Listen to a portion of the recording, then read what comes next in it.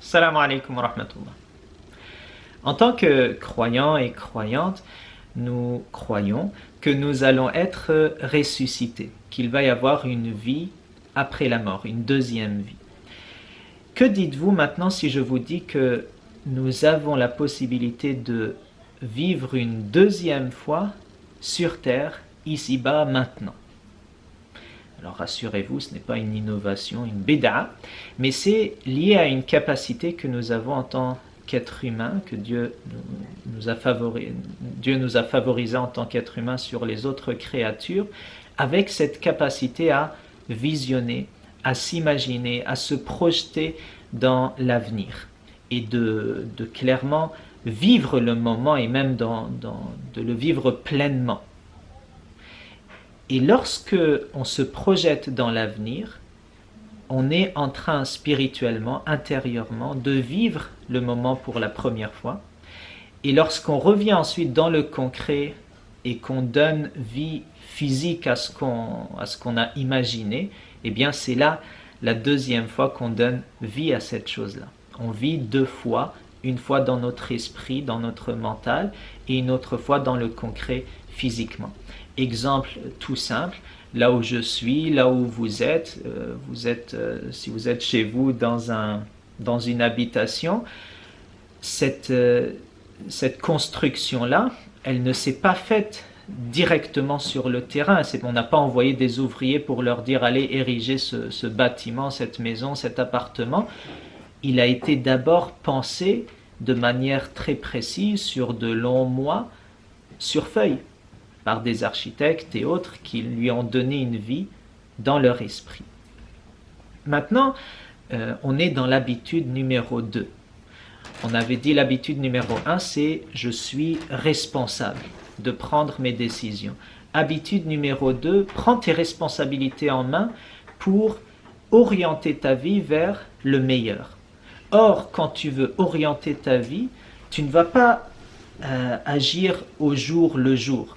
Tu dois te projeter le plus loin possible et en fonction de cet avenir dans lequel tu te projettes, tu alignes ta vie. C'est ce qu'on demande par exemple chaque jour, au moins 17 fois dans Surat al-Fatiha. On dit Maliki yawmiddin, on se projette dans le jour de la rétribution. Et 2 versets plus tard, Ihdina as-sirat al-mustaqim, guide-nous sur ce chemin de la rectitude jusqu'à revenir à toi, ô Allah, et être rétribué pour nos œuvres sur lesquelles on était responsable. Donc on fait le lien avec l'habitude numéro 1.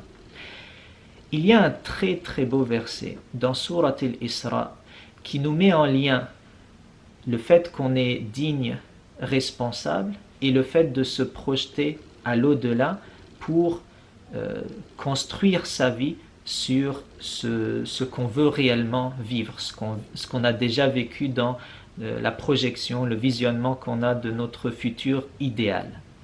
Le verset, il est dans Surat al-Isra, si vous prenez les versets 70, 71, 72 également.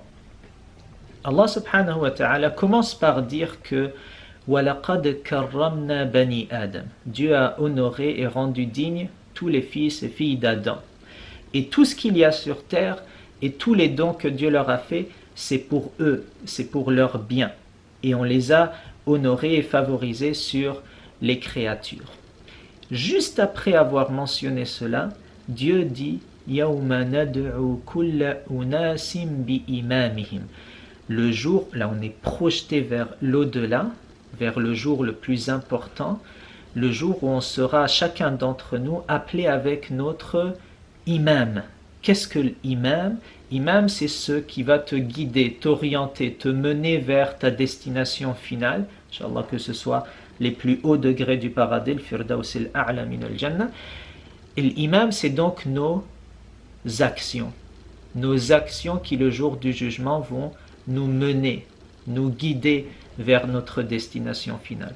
Voyez donc, on est digne et pour sauvegarder cette dignité, on va devoir prendre des choix en fonction de ce qu'on voit le plus loin. Dans les versets, on est amené à se projeter à l'au-delà et puis il y a des détails ensuite qui suivent que vous pourrez lire et quantité de détails dans le Coran qui nous qui nous font visionner clairement le jour du jugement, la vie après la mort, pour qu'on aligne notre vie d'ici-bas sur l'objectif qu'on veut atteindre. Voilà concernant l'habitude numéro 2, Inch'Allah, dans la prochaine vidéo, je vous partagerai un exercice qui est partagé au début du chapitre sur l'habitude 2. Et donc, à la prochaine. Assalamu alaikum wa rahmatullah.